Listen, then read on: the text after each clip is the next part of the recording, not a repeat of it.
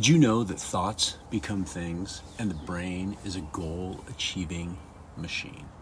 Why is that so important to understand? Why is that so important to know? Well, here's why. As we grow up, we are conditioned by our environment, by our parents, by our surroundings, by our group of friends, by our experiences and relationships, and they create beliefs. And we say thoughts become things. What do you believe? Have you ever taken a deep dive into what you believe? I know when we coach, and if you are getting coached, this should be something that your coach should be talking to you about.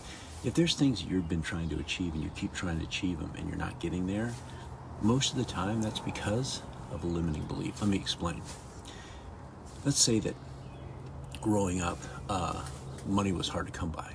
And so I have this belief that it's hard to make money. That's my belief, right? And your brain is a goal-achieving machine. It wants to give you affirmations to that thought. It wants to affirm that thought. So you have, let's say, stimulus that hits you, so there's a potential for you to have an opportunity to make money. And that stimulus comes and your brain applies, right, a thought to that. And you think about that, and that thinking comes from your previous background, from your limiting beliefs, if you will, right?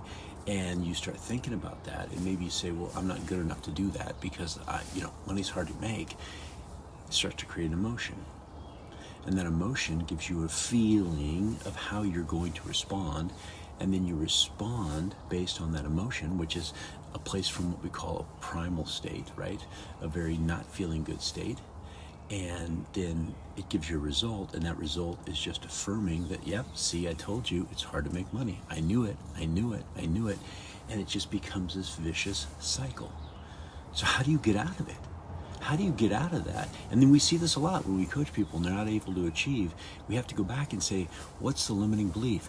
Give me the thinking around the opportunity that you just had and why you, don't want to say sabotage, but why you didn't take advantage of that opportunity. And it goes back to what we call limiting beliefs.